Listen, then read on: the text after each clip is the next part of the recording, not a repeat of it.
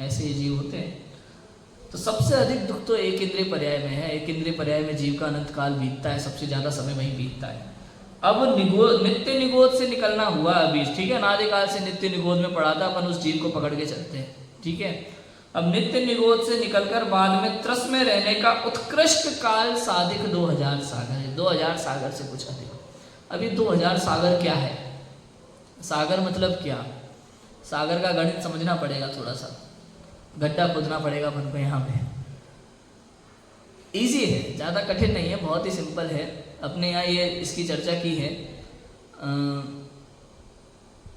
तिल्लोय पंडिती जो है, तत्वार्थ राजवार्तिक है, पुराण है, हरिवंश पुराण इत्यादि, इनमें सब में चर्चा की है इसकी। सागर का माप बताया। वैसे बहुत बड़ा होता है, आप कोई ऐसा सोचो कि भाई 7 जीरो लगा दिए तो करोड़ हो गया, 5 लगा दिए तो लाख हो गया, ऐसे कितने जीरो लगेंगे सागर में, ऐसे समझ में नहीं आएगा।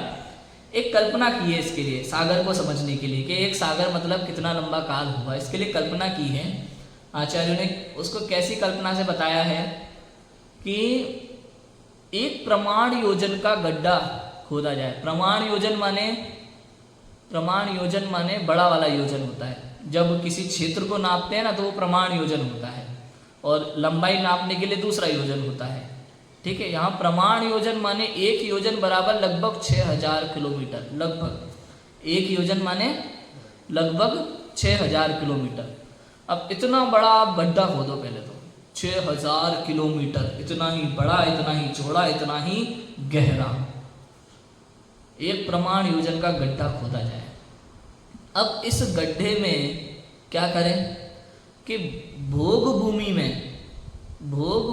में पहले दिन से 7वें दिन तक, 1 से 7 दिन तक उत्पन्न हुए मेढ़े माने भेड़ के बच्चे, भेड़ होते ना, ऊन, भेड़ के बच्चे, उस मेढ़े के जो बाल है, रोम बाल, छोटे छोटे बाल होंगे, 1 से 7 दिन का उत्पन्न हुआ, उन बालों से उस गड्ढे को पूरी तरह भर दिया जाए, ठीक है। 6000 किलोमीटर का लगभग इतना बड़ा गड्ढा, और उसको पूरी तरह उस भेड़े के बाल से, रोमों से भर दिया जाए। और कितना भर दिया जाए? जैसे अपन सूटकेस में जबरदस्ती सामान भर देते ना, ऊपर से लगा के, एक आदमी को चेन लगाने के लिए बुलाना पड़ता है, ऐसे भर दिया जाए। ये लिखा कि उस पे से चक्रवर्ती की सेना गुजर जाए, और इतना वो बिल्कुल पैक हो जाए। अब हर 100 वर्ष में उसमें एक बाल निकाला जाए। इतना, हर 100 वर्ष में एक बाल उसमें से निकाला जाए। और जब वो गड्ढा पूरा खाली हो जाए, तो इतने काल में जब वो गड्ढा खाली हो जाए, बाल भरने के बाद हर 100 वर्ष में बाल निकाला जाए, जब वो गड्ढा पूरा खाली हो जाए तो उसका नाम है एक व्यवहार पल्य। क्या नाम है? एक व्यवहार पल्य। ऐसे असंख्यात व्यवहार पल्यों का होता है एक उद्धार पल्य। समझ में आया कि नहीं आया? असंख्यात व्यवहार पल्यों का एक उद्धार पल्य। असंख्यात व्यवहार पल्य निकाल दिए। अब एक व्यवहार पल्य पहले तो कितना बड़ा था, ठीक है, 6000 किलोमीटर गड्ढा, वो छोटे छोटे से बाल, हर 100 वर्ष में बाल निकालना। 100 वर्ष हमारी तो आई भी नहीं है 100 वर्ष अभी, आप सोचो, हर 100 वर्ष में एक बाल निकालना, और फिर जब वो गड्ढा पूरा खाली हो तब एक व्यवहार पल्य। अब ऐसे असंख्यात अनकाउंटेबल व्यवहार पल्ले गुजर जाए ना, तो उसका एक उद्धार पल्ले। और ऐसे असंख्यात उद्धार पल्ले निकल जाए तो उसका एक अद्धा पल्ले। व्यवहार पल्ले के बाद उद्धार पल्ले, देखो असंख्यात व्यवहार पल्ले निकलने पर एक उद्धार पल्ले, और ऐसे अब एक असंख्यात अनकाउंटेबल उद्धार पल्ले निकल जाए तो एक अद्धा पल्ले कहलाता है। अब उस 10 कोड़ा कोड़ी अद्धा पल्ले, 10 कोड़ा कोड़ी मतलब 10 करोड़ इंटू 10 करोड़, समझ में आया कि नहीं आया? उतना काल 10 कोड़ा कोड़ी अद्धा पल्ले का होता है एक सागर। इतना बड़ा सागर होता है एक सागर। और ऐसे 2000 साधिक सागर के लिए जीव त्रस पर्याय में आता है।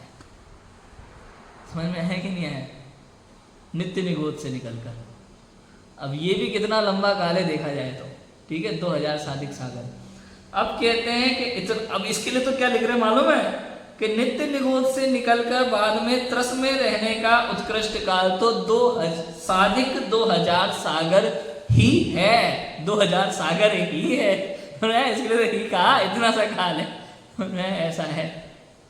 फिर कह रहे कि एक इंद्रिय में रहने का उत्कृष्ट काल असंख्यात पुद्गल परावर्तन मात्र है। देखो मात्र तो यहाँ भी लगाते हैं, 99 में नहीं लगाते केवल।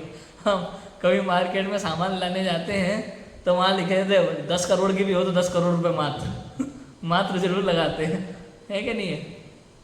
कोई भी चीज़ खरीदने जाओ 1 लाख की हुई तो मात्र 1 लाख रुपए, 1 लाख की तो आती नहीं है आजकल कोई भी चीज़, 99,999 मात्र कितना ही महंगा। तो यहाँ लिख रहे असंख्यात पुद्गल परावर्तन मात्र है। एक इंद्रिय पर्याय में रहने का उत्कृष्ट काल, इतर निगोद इत्यादि में, है ना। मतलब एक इंद्रिय के बाद फिर वापस साधक 2000 सागर के लिए एक इंद्रिय से बाहर आएगा त्रस पर्याय में। तो उत्कृष्ट काल एक इंद्रिय पर्याय बीच में भी आ सकता है, लेकिन उत्कृष्ट काल बताया। एक इंद्रिय में रहने का उत्कृष्ट काल क्या है? असंख्यात पुद्गल परावर्तन मात्र है।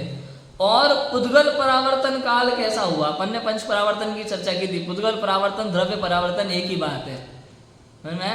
अब पुद्गल परावर्तन का काल कैसा है कि जिसके अनंतवें भाग में भी अनंत सागर होते हैं। अब आप कल्पना करो दिमाग हिल जाएगा।